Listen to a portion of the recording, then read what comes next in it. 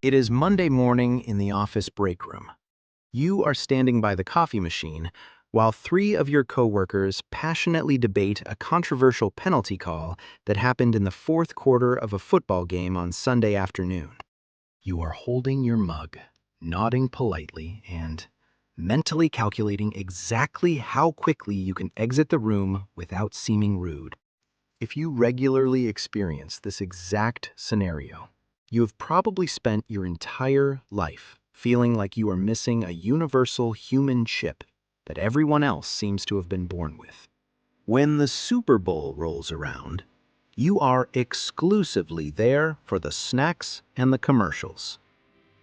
But according to neuroscience, your complete inability to care about sports culture does not make you boring.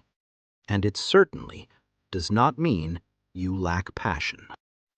Your brain is simply wired to process social currency and emotional risk in a completely different way. Let's start with the obvious question. Why does sports culture seem to have such a powerful, unbreakable grip on the vast majority of the population? Evolutionary psychologists frequently point to the concept of social grooming. For our ancient ancestors, physical survival strictly depended on building rapid, frictionless alliances with large groups of people. Today, modern sports serve as the ultimate, low-stakes social currency. It is a highly efficient, socially acceptable way to establish trust and a shared identity with a complete stranger in less than 30 seconds. When someone paints their face in team colors or yells at a television screen, their brain is flooding with oxytocin. This is the exact same chemical responsible for maternal bonding and romantic attachment.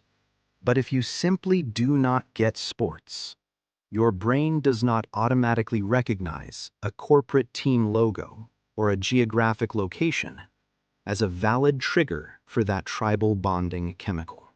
You likely possess a psychological trait known as a high threshold for in-group affiliation. This simply means your nervous system requires direct, one-on-one interpersonal connection to build genuine trust, rather than relying on the biological shortcut of a shared symbolic identity.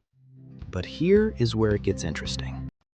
We need to talk about what actually entertains you, because society often completely mislabels sports indifference as a general lack of enthusiasm for life. In cognitive psychology, there is a measurable personality variable called the need for cognition. This refers to an individual's innate tendency to actively engage in and genuinely enjoy effortful, complex cognitive tasks. People with a high need for cognition typically find passive observational events, like watching a baseball game for 4 consecutive hours, incredibly understimulating. Your brain is essentially sitting in neutral, begging for a complex problem to solve. Conversely, the brain of a highly invested sports fan is constantly firing dopamine through a mechanism called intermittent reinforcement. They never know when a spectacular catch or a devastating fumble will happen. That intense, randomized unpredictability is the most compelling reward schedule known to neuroscience. If you find sports completely boring, your dopamine reward system is simply calibrated differently. You probably get your neurochemical highs from active mastery rather than passive suspense. You want to build a raised garden bed, learn a highly complex piece of editing software, or debate a complicated historical event with a friend. Your brain requires a high degree of personal agency to feel rewarded. You do not want to sit on a couch and watch someone else achieve a goal. You want the physical friction and the deep psychological satisfaction of achieving it yourself. We also have to examine how you uniquely process emotional risk and psychological stability.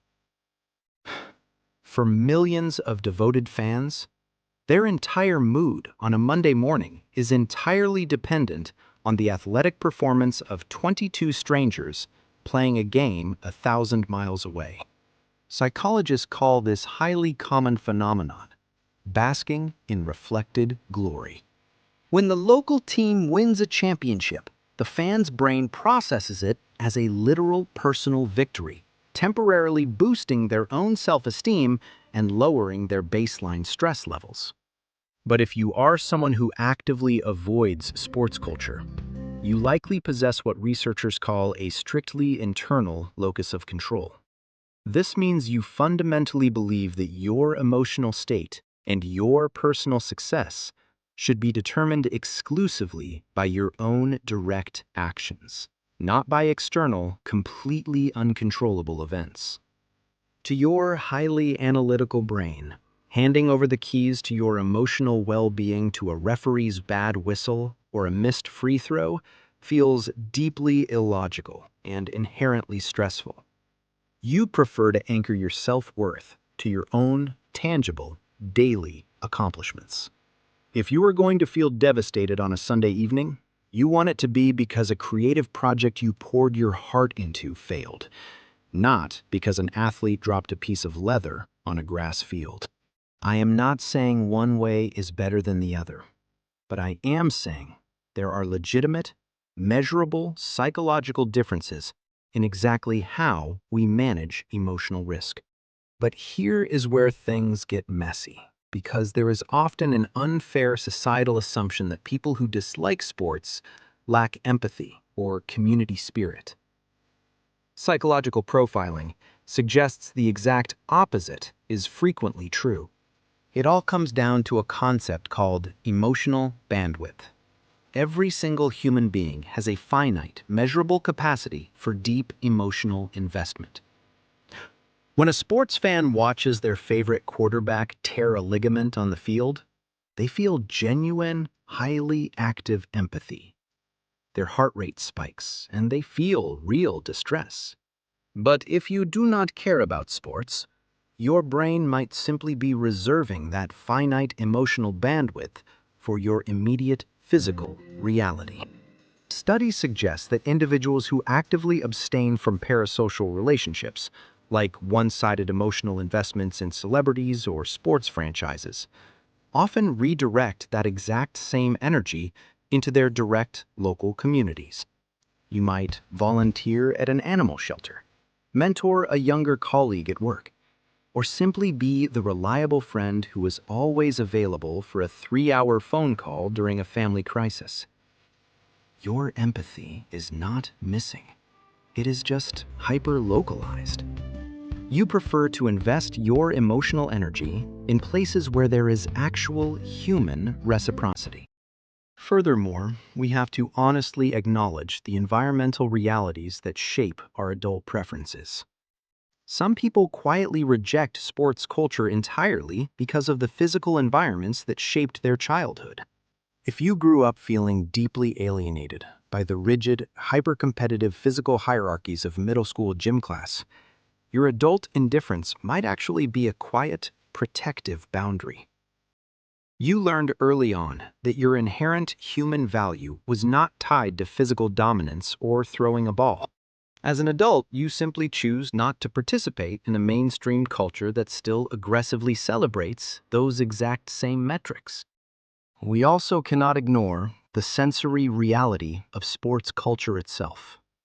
The environment of a crowded sports bar or a packed stadium is fundamentally chaotic. The sudden, unpredictable screaming, the loud buzzers, and the highly aggressive artificial lighting are an absolute nightmare for a nervous system with high sensory processing sensitivity. For many introspective adults, staying away from sports is not a rejection of the game itself. It is a vital biological rejection of the overwhelming sensory environment that surrounds it.